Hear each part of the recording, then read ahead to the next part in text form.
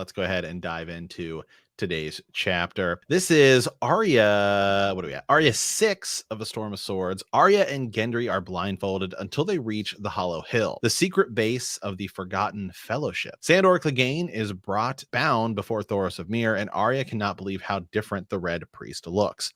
The Hound is to be judged by Beric Dondarrion and hanged if found guilty. Thoros is a changed man, no longer a fat priest with a fake flaming sword, saying, "I am not the false priest you knew. The Lord of Light has woken in my soul. Many powers long asleep are waking, and there are forces moving in the land."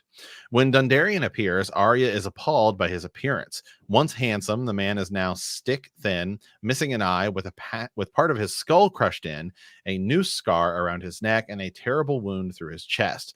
Dondarrion asks for charges to be made against Sandor, but the Hound spits at the accusations, laying them at the feet of his brother and others. Arya accuses him of killing Micah, and the Hound does not refute that. The Lightning Lord sentences him to trial by battle, and it'll be Dondarrion he faces. Before the fight, Thoros says a prayer to R'hllor, and then Dondarrion cuts open his palm with a sword, causing the blade to take fire. The fight ends with Clegane's shield destroyed and his left arm in flames, but the Hound cuts Dondarrion from shoulder to breastbone. Sandor is screaming in pain and fear from the hideous burn to his arm. When Arya confronts him about Micah, Clegane admits killing the boy, and suddenly Dondarrion appears alive and leaning against Thoros to tell Sandor he has gone to hell. Now, this is, again, hey, we have some action going on here in the chapter for those people who really want action. This is also a chapter that you can actually really just go watch the scene in the show. And the scene in the show is actually, because I rewatched it today, man, that is a underrated fight. Oh, it's incredible.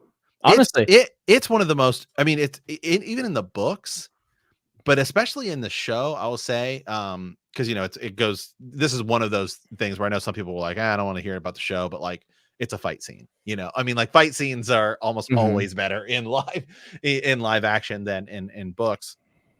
There are some differences, and we'll talk about those as well. And obviously some book theories we'll get to, stuff that it ties into. But even in the show, that's a really underrated fight. Because when you go and you search like top 10 Game of Thrones fights, it's always like, all right, the Hound or the Viper in the Mountain, like stuff like that. But man, this fight's awesome.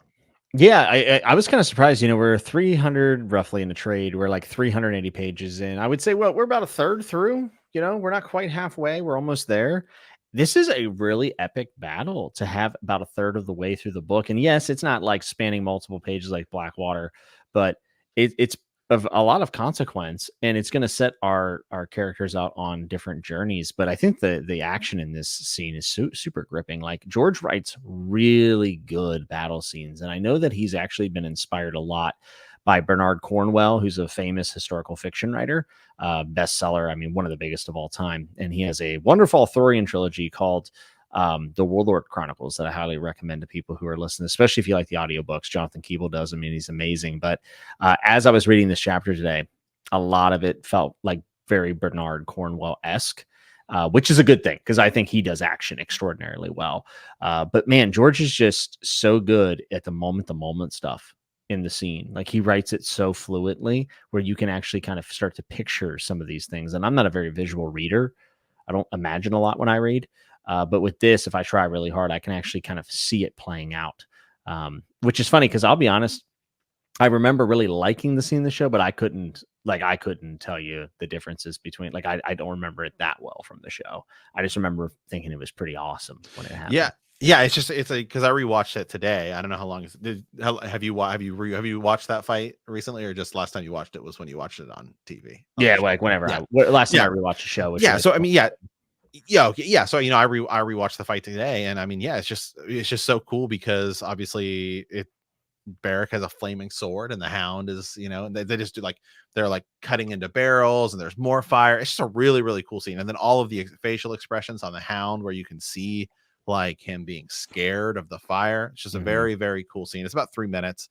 You can find it on YouTube if you just want to watch the fight that goes along, obviously, with this. And this is one of those things where, most fights you can watch because they're pretty similar. So really, really cool fight. But I mean, here we go, Jimmy. Opening line is just insane because Yeah, I put wow on my notes. George being George, as we, basically as we like to say here, her eyes had grown accustomed to blackness, which of course ties in not just to this, but the fact that Arya is going to be blind at some point in the future, as we get to the Dance of Dragons. And I mean, she goes over there and is training with the Faceless Men. So when Harwin pulled the hood off her head, the ruddy glare inside the hollow hill made Arya blink like some stupid owl. Kind of like that too. Just like pulling the hood off of her head, is that kind of like pulling a face off of you as well? Yeah, a little Kinda bit, cool. right? And I also think that it's interesting because this is Arya's POV, and some stupid owl is 100% something Arya would say. So it's like a really good way of describing the scene. Yeah. And then we do dive down just a little bit too, like neither wolves or lions when they're talking about like why they chose this place. And Arya's skin prickled. She remembered the dream she'd had, the taste of blood when she tore the man's arm from his shoulder. So there's also the tie to warging and the wolves. And where are we, Matt? Where are we right here? We're at the roots of a werewood. Yep. Humongous. There's a lot going on. I know. There's a lot going on. It's insane. But yeah, I mean, he sets the scene.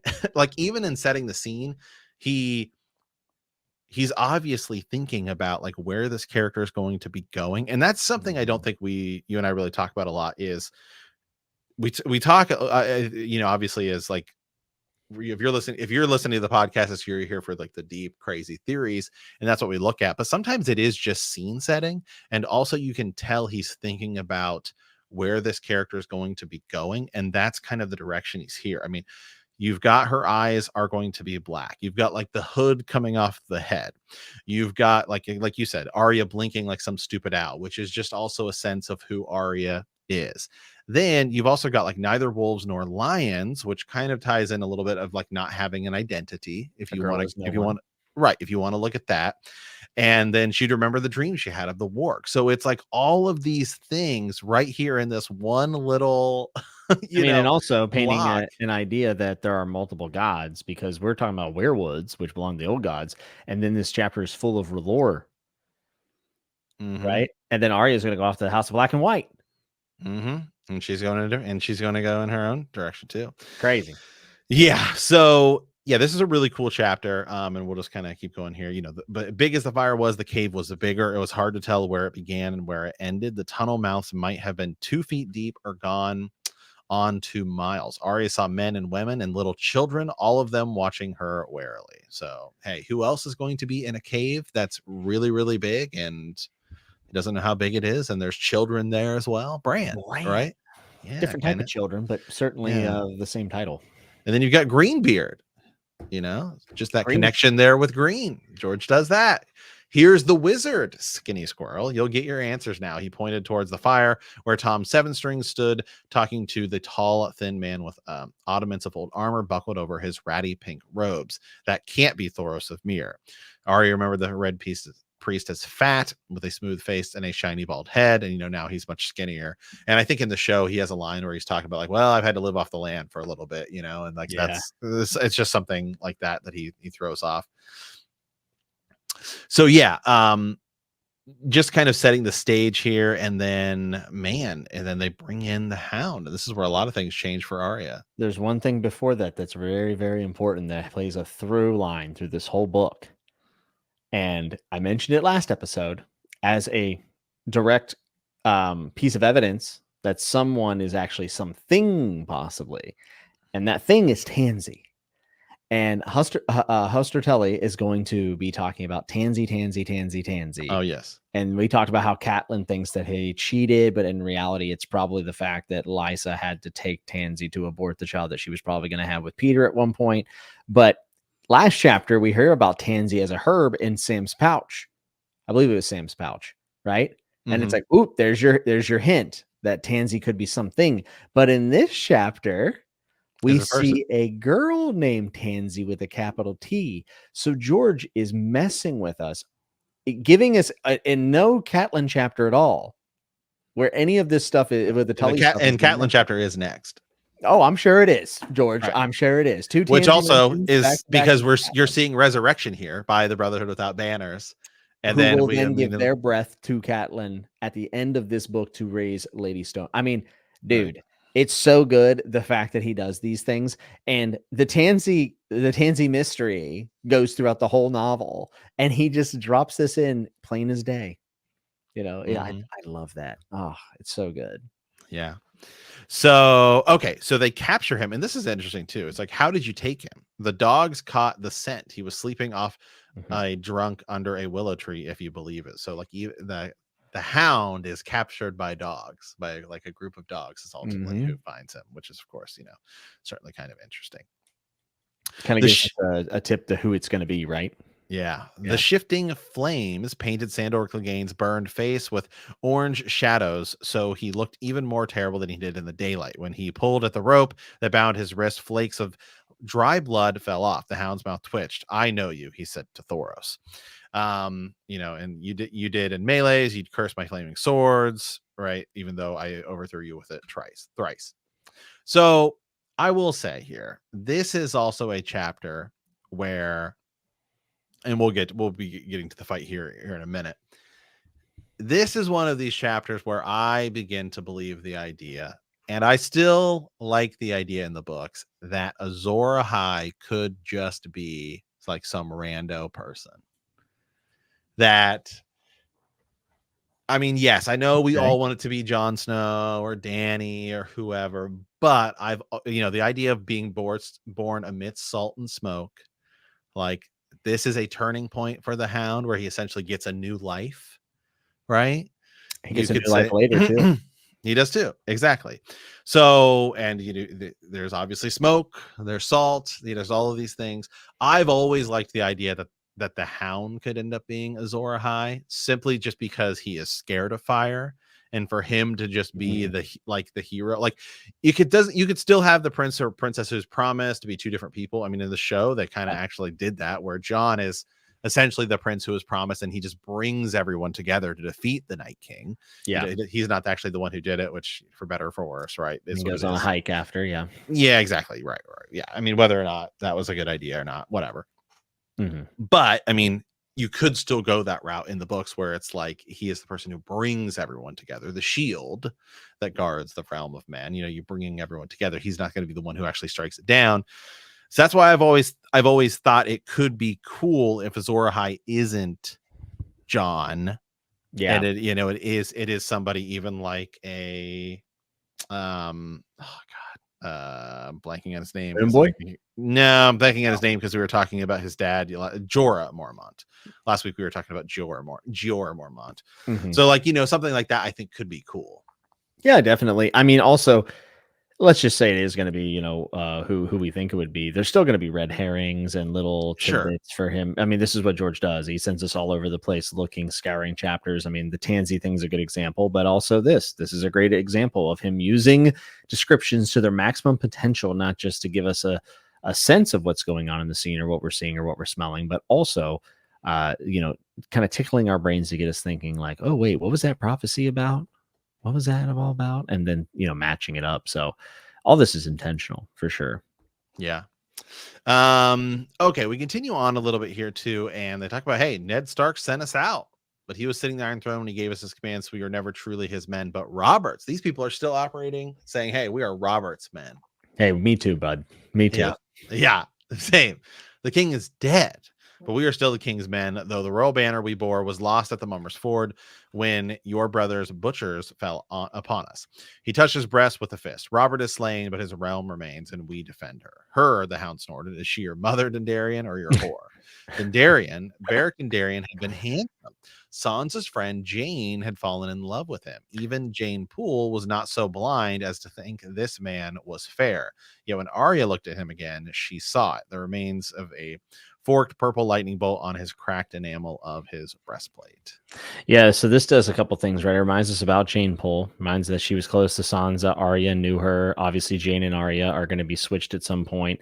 But also, it kind of gives us a reason to believe that Dondarrion has went through a very drastic transformation from somewhere where like a younger girl is in love with him, thinking he's like Prince Charming, to the grotesque display of almost zombification that we see of him in this chapter. So it kind of serves two purposes here: signposting Jane Poole, but also to show Beric Dondarrion's transformation and just how much he's been through. Yeah, I also like this too. Even Jane Poole was not so blind as to think this man was fair, right? So here you have Jane Poole thinking like about something to think like she's looking at one thing and kind of thinking another, because that's ultimately the route she goes in, right? Yeah, yeah, Where, definitely. clearly you're going to be looking at Jane Poole thinking it's Arya Stark, but it's not. It's actually Jane Poole. Makes you wonder if Beric Dondarrion and Jane Poole will ever be in the same scene again. Like maybe, Yeah, when we get back Winterfell, maybe the Brotherhood without banners. That I don't know. I'm have to not see. sure, but it could happen. Yeah, Beric might be dead in the Yeah, books. yeah, he We might don't be. really know. We don't really know. I mean, it's one of those things where Dude, I love Beric Dondarrion. we kind of think he is because he supposedly gave his last, kiss or whatever to Lady Stoneheart, but we don't know. I mean, I would say that the possibility certainly exists that he could show back up. Obviously, in the show, he plays a much bigger role, and does he die? Does he die? Well, In the Battle of Winterfell? It's been too long since I've seen that episode. I don't We remember. certainly don't see him afterwards, so I don't really know. He's there with Arya when they're in the room, and then Melisandre's there and says, "You're the one who's going to go kill the Night King." But I don't know if I think he does. I think he goes out like a boss. It's I been a think long he time. I does, have to go but I back and can't. watch it. It's been so long, I can't remember. I do know in the books that most people believe that he's dead in the books. I think he could come back. I wouldn't write him off completely. But I've George also may seen not some have. people say that he's actually out there looking for Howland Reed and Lyanna and all this crazy stuff. Yeah. Like, I mean, there's so many crazy things, right? The big thing is that Beric does not die on page. So everyone's like, if he didn't die on page, it means he's alive. But I do think sometimes people just die off page in A Song of Ice and Fire. Like, That was a big reason, as I didn't think Stannis was dead in the show for a oh, long time. really? I was like, this is Game of Thrones. We literally see everyone die, and they kill Stannis off screen. For a Yeah, long time, I was like, I don't know if Stannis is dead. he did. Yeah, he's dead. He big did. But I mean, they never show it. So I was like, for a long time, I was like, I'm still not trusting it just yet. Okay, so they talk about being brothers. They talk about being knights, and Darian's a knight, but the rest of you are the sorriest lot of outlaws a broken man ever seen. I shit better men than you. Any knight can make a knight. All right. Well, there you go. The hedge knight, ties into all that That's the stuff. beautiful thing here. It is. And the Scarecrow, that was Beric Dondarrion, and every man you see before you has felt a sword upon his shoulder. Well, Dondarrion's about to feel a sword on his shoulder. So, you can keep going on. You will die soon enough, dog. Promise Thoros, but it shan't be murder, only justice. A kinder fate than you deserve for all you have done. Lions, you call yourselves. As Sheer and the Mummers Ford, girl of 6 and 7 years were raped, and babies still on the breast were cut in two while their mothers watched. No lion ever killed so cruel. I was not at Sheer, nor the Mummers Ford, the hound told him. Lay your dead children at some other door. Thoros answered him, do you deny that House Clegane was built upon dead children? I saw them lay Prince Aegon and Prince Rhaenys before the Iron Throne. By right, your arms should bear the two bloody infants in place of those ugly dogs. The hound's mouth twitched. Do you take me for my brother? Is being born Clegane a crime? He says, murder is crime. He says, who did I murder? Lord Lothar Mallory and Sir Gladden Wild. My brothers, Lister and Lennox, declared Jack B. Lucky. Beck and Mudge, the Miller son from Donalwood. They kind of continue on here, listing a lot of different people that he would have killed. And he says, enough. You're making noise. These names mean nothing. Who were they? People, said Lord Beric. People, great and small, young and old, good and bad people who died on the points of Lannister spears or saw their bellies opened by Lannister swords. It wasn't my sword in their bellies. Any man who says it is a bloody liar. Man, I actually think that this is one of the moments where we're supposed to really feel like the Hound is making his case to be likable to us in some ways, because clearly he's faulted like most characters in the series. But with seeing Beric Dondarrion and the Brotherhood Without Banners like not take up for Ned Stark as the reader who generally we do like the Starks, kind of makes you like, well, come on, just put him with the Starks. Like, why do you got to be in this middle, man? Very gray area, you could say. Mm-hmm. And then you have the Hound giving them a big dose of truth. Like, you vigilantes think that you're above me. You're murderers too. He's spitting straight facts here. And I love it. Mm-hmm. I love the lines I from love the Hound. The Hound is in my top 3 favorite and characters hey, this is why of George is the GOAT, bro. Because all these lines that people quote and make compilations of in the show, a lot of them are from this book. A lot of them are from the words that George wrote. He wrote this character so well. Oh, the Hound is easily one of the best written characters. Yeah, the Hound might actually be the best. I mean, along with Tyrion, the Hound might be the best written character. Yeah, there's a certain amount of like disdain that he has for like titles and kind of like properness. That's all BS. And I think we all feel that too in our job sometimes. Like, these people who are our bosses are supposed to be so smart and noble and have control, and they constantly don't, or they lie. And Hound is just sitting here calling it straight. He's saying what's on his mind, and I don't know. I kind of love it. I love it. He has also one of the most badass lines ever in any book I've ever read in this chapter. Yeah, and hey, we have another big thing to take mention here real quick. Or do you want to mention that line, or go ahead? I'll mention line once we get there. Okay. Okay, so a couple things happen a little bit here. Your swords you shall have, declared Lord Beric, as they're getting closer to getting the fight going. But your innocence must be your armor. Clegane's mouth twitched. My innocence against your breastplate. Is that the way of it? Ned, help me remove my breastplate. Arya got goosebumps when Lord Beric said her father's name, but this Ned was only a boy. Fair-haired squire, no more than 10 or 12. He stepped up quickly to undo the clasps that fastened the battered steel around the Marcher Lord. The quilting beneath was rotten with age and sweat and fell away when the metal was pulled loose. Gendry sucked in his breath. Mother have mercy. Lord Beric's ribs were outlined starkly beneath his skin. A puckered crater scarred his breast just above his left nipple. Keep talking about him a little bit here. Ned fetched Lord Beric his sword belt and a long black surcoat. It was meant to be worn over armor, so it draped his body loosely. So I just want to talk a little about this Ned character. You mean Edric Dane? Yeah. Ned. You mean a Dane guy from Starfall? Ned Dane, huh? Pretty interesting. My. This is where we should start piecing things together. Mm-hmm. Yeah. So, the other kind of interesting thing about this is this is one of those characters that we know actually George really felt like he may have messed up with the not having the 5-year time jump. Yeah, it seems like Darkstar is who Ned was to become in the story. And now we have this Edric Dane, who's been a character that a lot of people have theorized about. Obviously was fairly important, especially with a name like Ned at this point in the story. Now people are wondering, well, what happens with Ned, aka Edric Dane? What happens with him? And now if Darkstar's filling his role, could there be an extra thing for Edric Dane? Who knows? Personally, I think that Edric Dane might end up getting some like nice little subplot, and I think Darkstar will fulfill the role that Edric Dane was actually supposed to fill. At least that's my opinion.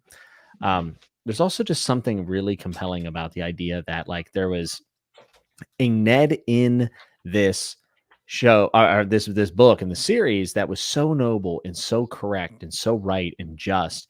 And then Darkstar being what seems to be just such a complete dastardly bastard. If that would have been another Ned, right? Like the opposite Ned, not honorable, not just, not loving, right? Darkstar is the opposite. So it would have been cool to see little Ned Dane or Edric Dane grow up and become Darkstar and kind of go opposite of Ned Stark. But I don't think that's going to happen now. But this is where we should be questioning the fact that after Arthur Dane was killed, Ned took off his things. He went back to Starfall. Ashara Dane kills herself, supposedly, that we never find the body. And then they name a kid after the man that killed Arthur Dane. And that's the most interesting thing. Is why would you name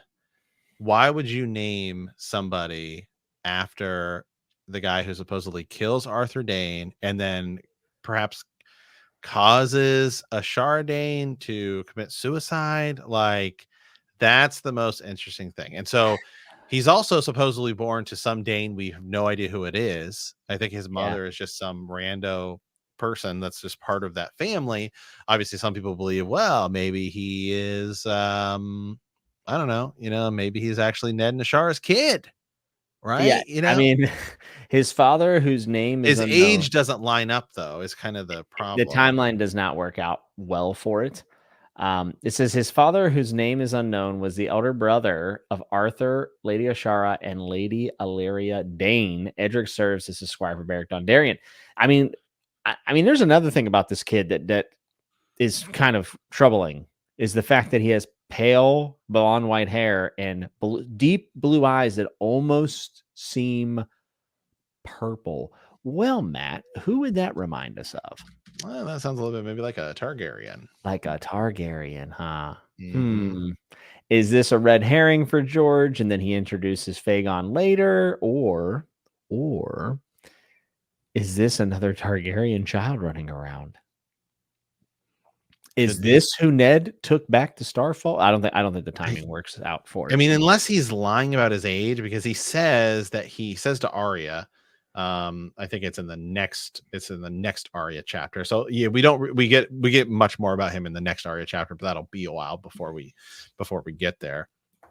But yeah, I mean, he says, I'm only 12. So that's where the timeline doesn't make up. So obviously, if he is 12, he's born after the fact, and somehow the family decides we want to honor Ned Stark. Maybe. I mean, maybe they just like the name. Yeah, they're like, it's a shame he killed our family member, but man, Right, Ned but is just it's too good. Ned's just too good of a name, right? I mean, it's like you don't see Jamie Stark, or, I mean, Ares Stark, I don't think they'd I don't think they'd be naming their kids after the Mad King. It is there are so many theories that have been spawned from this, by the way. One of them that I heard, this is a really old one. Are you ready for this one? This one's not popular anymore, I don't think. That Septa Lemore is not a Shara Dane, but Septa Lemore is Lyanna Stark, and that she stayed in Starfall for a time and gave birth to another Targaryen boy, and that was Edric Dane. Okay. And they hid her out, and then they end up naming it Ned. So After his uncle. she had twins at Starfall, or No, just had one. Just had a I'm not listen, I'm this not my theory. right. I guess So I'm just like, well, hold on. Well, if he's like 4 years younger than John, so it doesn't make a lot of sense. yeah, it But doesn't. this is Yeah, a very old theory. I'm talking right. like Like, probably 13, 14 years ago. This was a yeah, theory that people threw around a lot, but the timeline stuff really just kind of kicks it in the butt, right? But if you take away the timeline stuff, it does kind of sound interesting, doesn't it? Like naming the kid Ned. Though if you wanted to hide a he child, also is the current Lord of Starfall. he is the Lord of Starfall. One cool thing that I think that George could do is that now that, and this would be very meta because like we're not really supposed to know in the story that Ned was supposed to become Darkstar, but having Ned rise up and kill Darkstar would be like this Edric Dane moment of him killing who he almost became, like in a really meta way. It would be like Mhm. Edric killing the worst part of him that would have been him if George wrote the 5-year gap. So there's kind of like a weird like meta theme to it that's interesting. Yeah, and again, this a lot of this stuff will be in the next Arya chapter, because that's where we hear all this stuff. But he does go on to say in that chapter, right? The big deal is he says that Ned states that Arya's half brother Jon Snow and our milk brothers, that their wet nurse Wyla, who has been a servant of House Dane for many years, is Jon's mother, and swears that it is true on the honor of his house, right? And so that's like the big deal, because Wyla is supposedly the random, lady that Ned hooked up with and had Jon Snow. Yeah. So he at least believes it to be true, but then still, why would you name some random kid after your wet nurse's some servants, and that's where things get really weird. I mean, again, we'll talk about a lot about that in the next chapter, but And the fact that Edric Dane has Targaryen traits is just so weird. Like, why did you do that to us, George? Probably to do exactly what me and you are doing right now, which he is might be the character that George is like, dude, man, God, I don't know what to do. maybe he's the prince who was promised. Could be.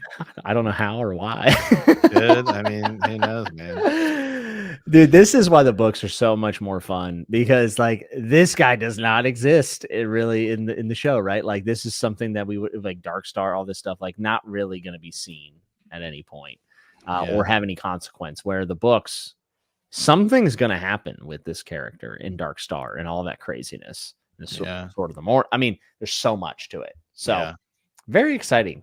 Very, very exciting. All right, let's move over to the fight. And there are some cool lines in here, but I mean, really, a lot of it is just a fight, really. There are some cool things, so I'll try to pull out of here. But I think again, if you want to just watch the fight, you can find the clip on YouTube, or go to Max and pull it back up. And so you can tell me this real quick: the best line of dialogue, or the best line of dialogue in this book, right here. You ready? Go ahead.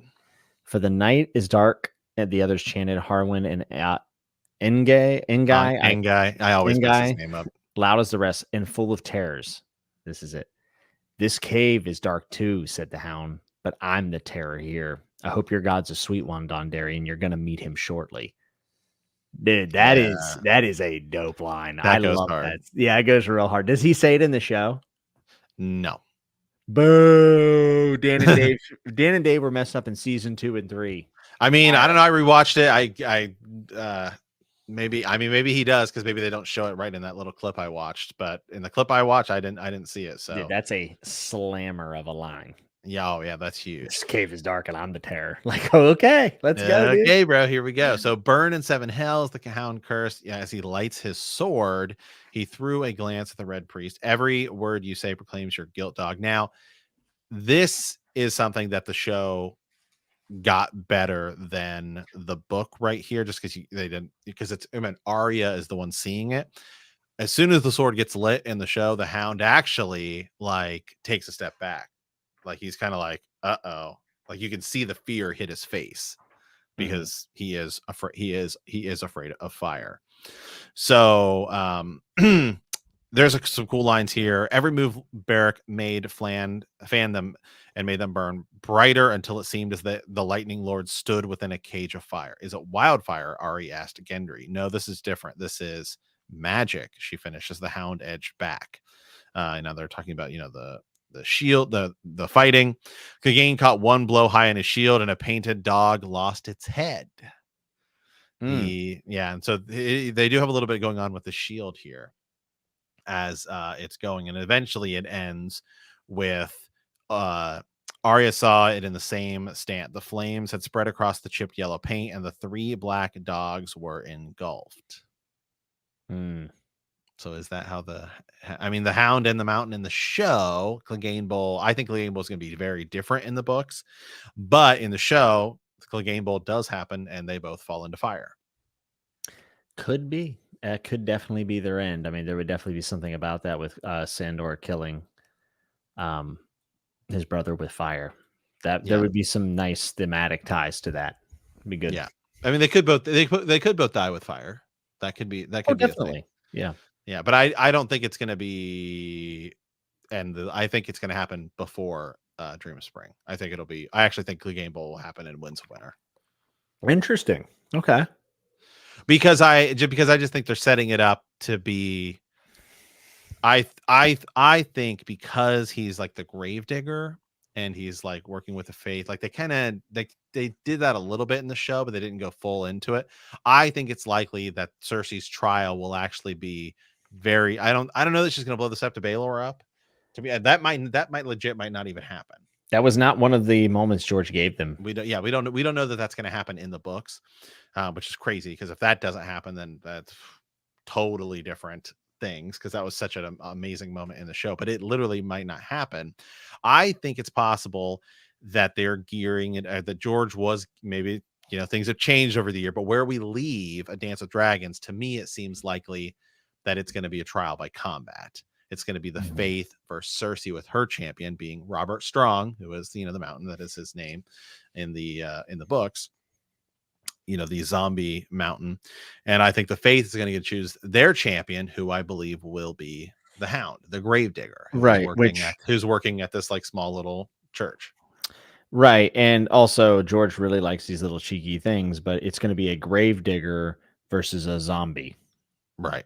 right? And both brothers have cheated death at this point. Mm-hmm. I think that it's yeah. Now the only thing is that I feel like there would be a pretty solidified ending to this one way or the other. I don't think he would do the double death again. Like you can't do the double death again. Where they kill each other. Yeah, no, yeah, because you did that with the Viper and the Mountain was essentially that, right? In Like the books, it kind of is. yeah, it's essentially that. So I don't think that you can go to the well again for that. But I'm not completely convinced. I mean, especially and also you could think about this. You could still do try by combat. Well, the Hound might have a lot more role to play in the Yeah, books, sure. because the Hound seems like he's gonna have to run into Arya again, and he Yeah. seems like he's gonna have to run into Sansa again. So if the Hound does, and a lot of it's actually here because of like this fight too, right? I mean, as he's fighting, Arya saying, guilty, kill him. She's yelling, kill him. And when Lord Beric is the one who, with the Hound, I mean, the Hound cuts through a flaming sword. It's so sick. It's so sick in the show too. He cuts through a flaming sword right down his shoulder, right through his shoulder, and Arya screams no here, but the burning sword snapped in two, and the Hound's cold steel plowed into Lord Beric's flesh, where the shoulder joint, his neck, and clove had cleaned down to the breastbone. The blood came rushing out in a hot black gush. So that's kind of interesting too, because here it is, you have cold steel being defeated by fire, and actually it's kind of the other way around, where they're the champions Yeah. of R'hllor, and Yeah. they are defeated By the cold. by the cold.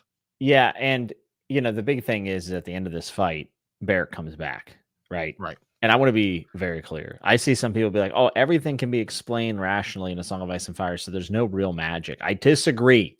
I think this is clear magic. He should be dead, and he has died many times before. And this is where we see Lady Stoneheart. Um, and also, it's just amazing that all of this stuff is happening in a werewood. Just saying, when werewoods are around, weird things happen, and we should take note of it. And there's no doubt in my mind that the magic in this world is all somewhat connected. So, who knows? Maybe the werewoods had more to do with it than R'hllor. I Yeah. don't know. And you want to know what else is interesting is that, connecting the chapters, last week's chapter was Mhm. about Craster taking the babies. It's Craster's keep Mm. and the babies. And we know ultimately that they take the babies and they do that. And the White Walkers can resurrect people via like ice zombies, or just sort of zombie skeleton Mhm. things. And that R'hllor can also do it. And that's one of the things we've talked about, which is like blood, like how a lot of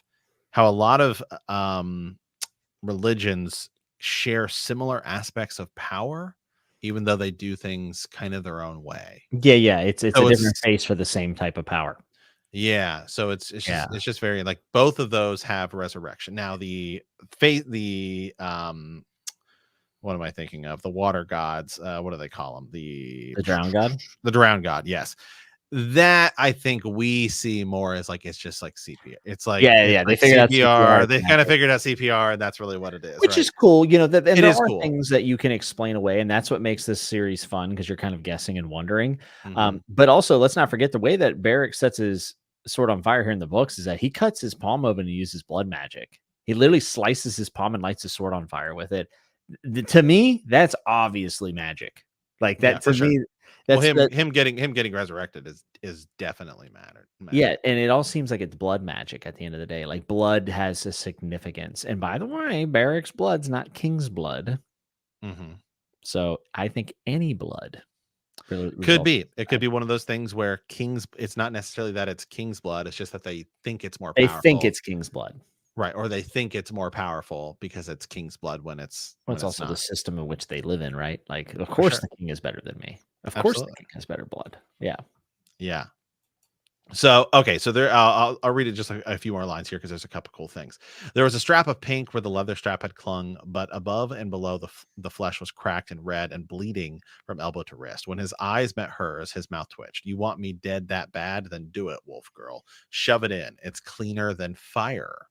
Clegane tried to stand, but moved a piece of burned flesh right off his arm, and his knees went out from under him. Tom caught him by his good arm and held him up. His arm, Arya thought, and his face. But he was the hound. He deserved to burn in a fiery hell. Maybe a slight moment of empathy here, and Sandor. Also just thinking about his arm and his face, like taking off his face. I like it. Yeah, and just a little thing here too. Next week is Catelyn. So we're talking about resurrection, all these things. And the opening line to that chapter is, let the kings of winter have their cold crypt under the earth. Catelyn thought the Tullys drew their strength from the river, and it was the river they returned when their lives had run their course. Which is exactly where her life ends up. Wow. Yeah. Wow. George. He's cooking. Goat. Yeah. Hey, you know what? Maybe we should be looking at these opening lines a little bit more for characters that we don't know where they're going, because George might be telling us in that first sentence or two. Yeah, that'd be something. That'd be an interesting project to do. The first sentence from every POV. First and last sentence from every POV, and in the order in which they're written. Yeah, it could be cool. Yeah. Cool. Awesome. All right, guys. Well, hey, for those of you guys listening, Jimmy and I did do also a little Patreon episode as well, talking about George's blog post where he goes off about Warner Brothers and HBO a little bit again in George code. So you can go check that out. We have another one coming soon. We've said, we're going to get to it, and we will get to our season 3 and 4 predictions outline now that we have some new information of House of the Dragon. So with that, we want to thank you for playing the Game of Thrones. In our next episode, we will be discussing A Storm of Swords, Chapter 35, Catelyn 4. And if you like our podcast, don't forget to subscribe, like us, write a review, or leave a comment, or send us a raven at btkcast@gmail.com or bendthekneepodcast.com. We will see you next time. And remember that winter is coming.